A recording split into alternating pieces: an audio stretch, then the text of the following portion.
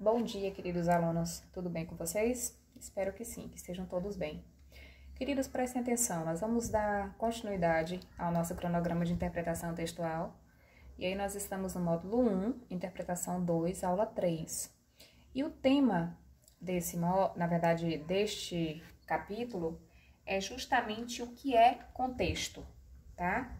E ele começa com a pergunta: o que é contexto? Mais uma vez uma pergunta, né? O que acaba nos fazendo refletir. O que é contexto? E aí você associa logo ao verbo contextualizar, que eu acho bem mais fácil de você lembrar.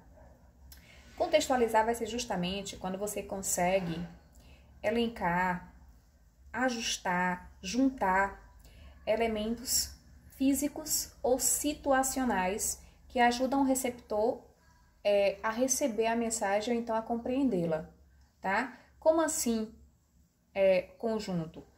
Se eu pego uma palavra separadamente, isoladamente, eu não sei em que sentido ela foi utilizada. A partir dos elementos que eu tenho do texto é que eu vou saber a situação comunicacional em que ela foi empregada. Então, se eu disser, por exemplo, a palavra bolo, bolo, você lembra logo, bolo, comida, beleza, comida, aniversário, festividades. Mas eu poderia simplesmente usar a palavra bolo com o sentido de ser deixada para trás, de alguém ter me dado um bolo, ter deixado de ir a um encontro comigo. Então, assim, a palavra isoladamente, ela não tem esse contexto. Ela precisa justamente desses elementos para poder mostrar em que situação ela foi colocada. E aí, quando tem esses elementos, é que eu vou chamar de contexto, tá? Vão ser esses elementos que caracterizam o texto, que é uma comunicação de ideias expressas através de palavras escritas. Beleza. E aí tem outra perguntinha para vocês aqui. Por que contextualizar? Bem simples. Eu acabei de falar para vocês que nós temos que trazer elementos. Ao trazer esses elementos, eu vou estabelecer uma relação entre o texto e o contexto. E essa relação ela vai ser fundamental para que a mensagem seja transmitida e compreendida, tá? Então, assim, automaticamente, quando o leitor começa a ler um texto, a primeira coisa que ele faz, mesmo que inconscientemente, é tentar compreender a que o conteúdo se refere. E aí, à medida que a leitura avança, alguns elementos ajudam a compreender qual assunto está sendo abordado. Esse conjunto de elementos aí é que eu vou chamar de contexto, ou então de contextualizar. O que vocês podem perguntar para mim ou indagar de repente é assim: e a falta de contexto pode ocasionar em quê, Pro? Bem simples, a falta de contexto pode, na verdade, estabelecer uma má comunicação ou uma comunicação diferente da pré-determinada. Pode ser uma comunicação ambígua ou dúbia, ou pode ser contrária na verdade, à comunicação que queria ser exercida, que queria ser transferida para nós. Como assim? Observem aí que eu coloquei 2 exemplos bem simples. Que belas férias.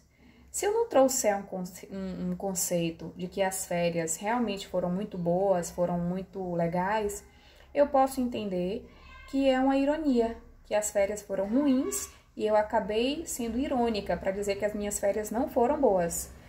Olha o outro exemplo. Minha coroa é linda. Eu posso associar a palavra coroa ao significado denotativo de coroa, literal, né, como tem aí o objeto, ou eu posso associar a questão da gíria, de ser minha mãe, né, minha avó, minha coroa, de repente estar associada à questão da idade, a pessoa tem uma idade mais avançada.